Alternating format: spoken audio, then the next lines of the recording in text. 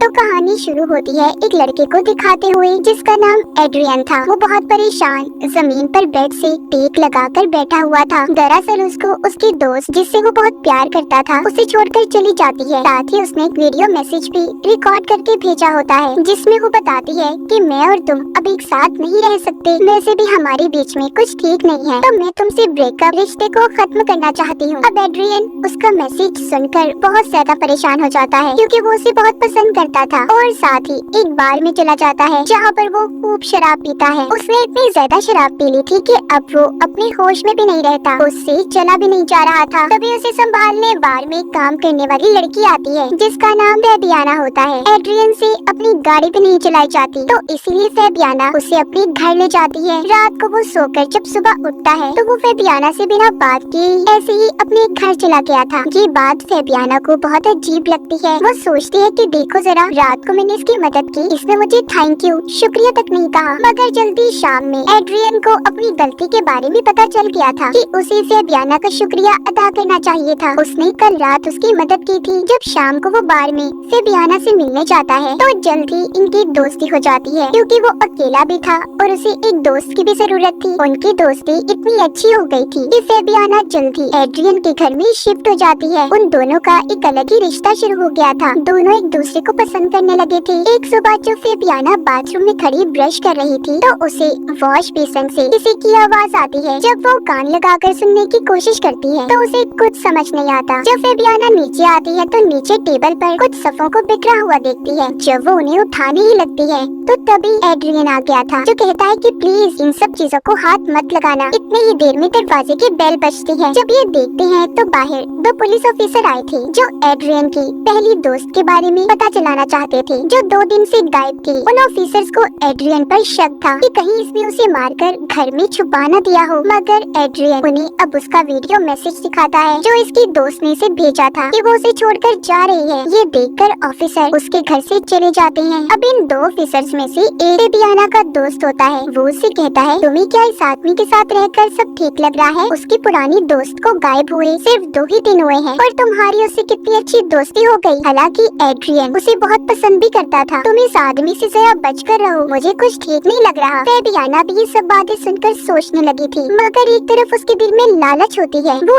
Adrian की तरह ही अमीर, हैंडसम, खूबसूरत लड़का चाहती थी जिसके साथ वो रहे और सारी जिंदगी गुजारे। इसलिए चाहे जो भी कुछ भी कहे वो एड्रियन के साथ ही रहने का फैसला करती है। अब कुछ दिन ऐसे ही गुजर जाते हैं। एड्रियन के घर में फेबियाना के साथ कुछ अजीब बातें होने लगती हैं। एक दिन जब वो नहा रही थी तो शॉवर से एकदम से गर्म पानी निकलना शुरू हो गया था। इससे उसका जिस्म भी जल जाता है। जब वो एक रात बाथ टब में बैठी थी तो अचानक से पानी वाइब्रेट हिलने लगता है। इससे अब वो और भी ज्यादा डर गई थी। उसे लगने लगा था कि एड्रियन के घर में किसी भूत आत्मा का साया है। जब इस बारे में वो एड्रियन को बताती है तो उसे इसकी बातों पर यकीन नहीं आता। वो कहता है कि ऐसा कुछ नहीं है मेरे घर में। अब इसी तरह एक दिन फेबियाना को घर से एक चेन में चाबी मिलती है जिसको उसने गले में पहन लिया था। वो उसे एक लॉकेट के तौर पर पहना हुआ बहुत अच्छा लग रहा था। तभी अचानक से घर की लाइट बंद हो जाती है। फेबियाना नीचे से किसी की आहट को महसूस कर रही थी। तभी कोई उस पर हमला कर देता है। थोड़ी देर बाद एड्रियन भी आ गया था। वो फेबियाना को उठाकर बिठाता है और पानी देता है। अब वो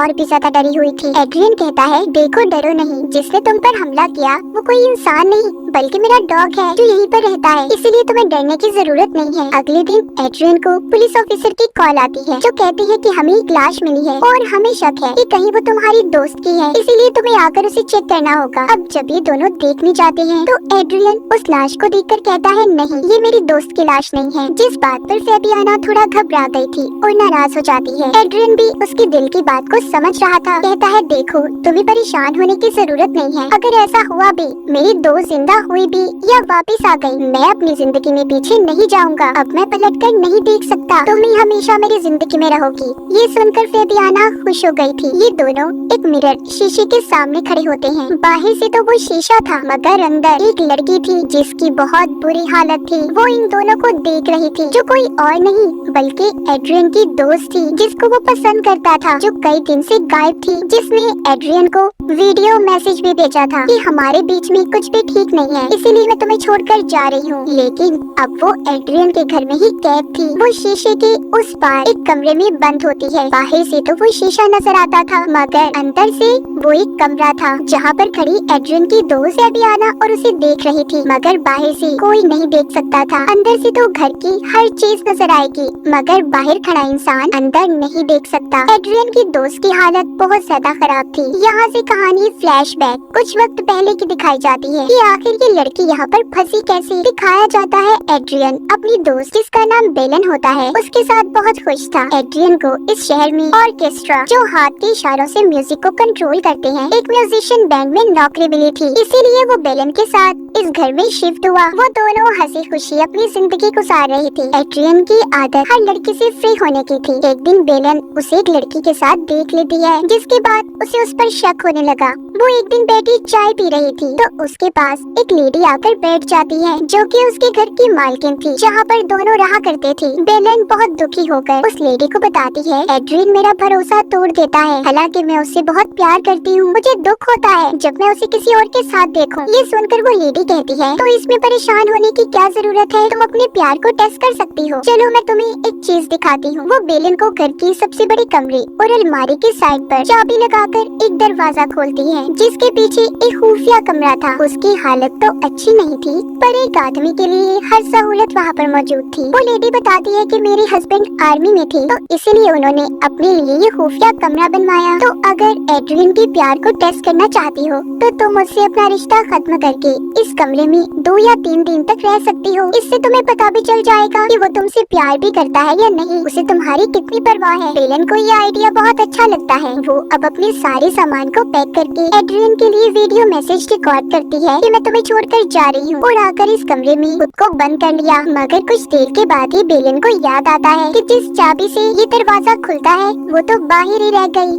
बेलन बहुत ज्यादा परेशान हो गई थी। अब वो जल्दी से फोन करके एड्रियन को बताना चाहती थी, मगर फोन में सिग्नल्स भी नहीं थे। अंदर से तो बेलन खड़ी सब देख पा रही थी। वो एड्रियन को बहुत आवाजें भी देती है, मगर ना तो उसकी आवाज बाहर जाती है और ना ही वो उसे देख पा रहा था। बाहर खड़े इंसान को सिर्फ शीशा ही नजर आता है। बेलन अंदर पूरी तरह से फंस चुकी थी। एड्रियन जो कि बाहर बैठा था उसे याद करके रो रहा था, और ये वही सीन था जो हमने कहानी के शुरू में देखा। मगर एक दिन के बाद ही एड्रियन को फेबियाना मिल गई। ये देखकर तो बेलन और ज्यादा दुखी होती है। वो सोचती है कि एड्रियन तो मुझसे बहुत प्यार करता था, तो मुझे ऐसे धोखा कैसे दे सकता है। मुझे तो लगा था कि मेरे गायब होने के बाद उसे मेरी बहुत परवाह होगी, मगर ऐसा कुछ भी नहीं हुआ। तो एड्रियन की दोस्त बेलन इस तरह यहाँ पर कैद हो गई, जो अब तक ऐसे ही रह रही है। तो कहानी दोबारा से प्रेजेंट मौजूदा दौर में आती है। बेलन अंदर से सब कुछ देख पा रही थी। वो फेबियाना को देखती है जो सुबह को उठकर बाथरूम में ब्रश करने जाती है, जिसे फिर से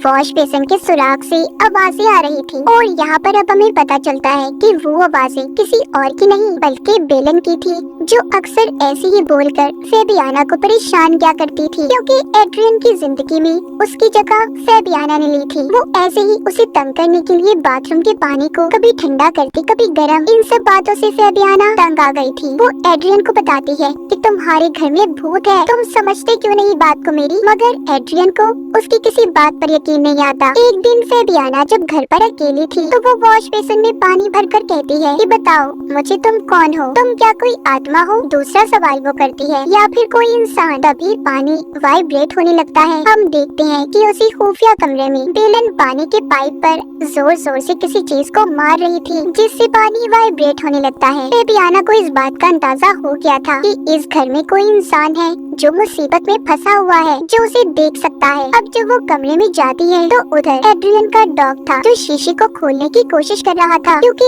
एक वही डॉग था जो जानता था कि बेलन इस शीशे के पीछे फंसी हुई है। उसे ये सब देखकर ये पता चल गया था कि एड्रियन की दोस्त इस शीशे के पीछे फंसी हुई है और उसे मदद की जरूरत है। इसके बाद जब वो कमरे में अलमारी चेक करती है तो उसे एक लॉक मिल जाता है जो एक चाबी से खुल सकता था, उसी चाबी से जो इसने गले में लॉकेट समझकर पहनी थी। थी। जब ये उस चाबी को लॉक में लगाने ही लगती है तभी रुक जाती है। इसके दिल में भरी लालच ने इसे रोक लिया था, क्योंकि ये इस बात को जानती थी कि एड्रियन जैसा अमीर लड़का अपने पुराने प्यार के आने से इससे दूर हो जाएगा। इसीलिए ये दरवाजा नहीं खोलती और उस कमरे को ही बदल देती है। जब एड्रियन घर आता है तो वो अपना कमरा बदला हुआ देखकर काफी हैरान भी होता है और कुछ बदला भी था। फेबियाना को उसे देखकर ये लगता है कि वो अपने दोस्त की वजह से परेशान है। अगली सुबह फेबियाना का पुलिस ऑफिसर दोस्त घर पर आता है, जिसने इसे पहले भी एड्रियन के बारे में बताया था कि वो अच्छा इंसान नहीं है। वो फेबियाना को लाकर एड्रियन की लड़की के साथ तस्वीरें दिखाता है, जिसे देखकर फेबियाना भी अब समझ गई थी कि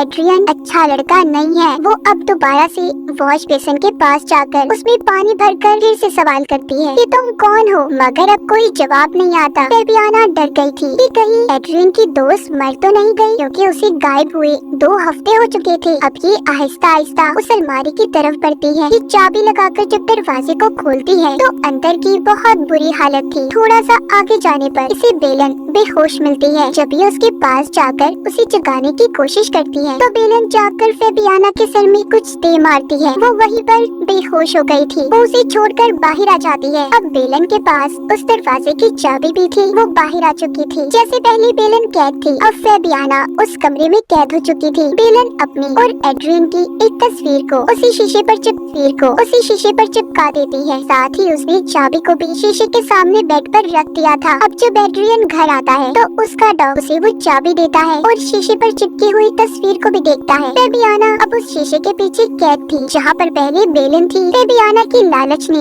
उसे फंसवा दिया, उस इंसान के पीछे जिसने कभी किसी की कदर ही न की। एड्रियन जो कि अब परेशान था कि फेबियाना भी गायब है और पुलिस दोबारा से उसी पर शक करेगी और इस बार शायद उसे पकड़कर भी ले जाए, या एड्रियन को पता चल पाएगा कि फेबियाना उसी शीशे के पीछे कैद है। इसी सस्पेंस को दिखाते हुए हमारी फिल्म की ये कहानी यहीं पर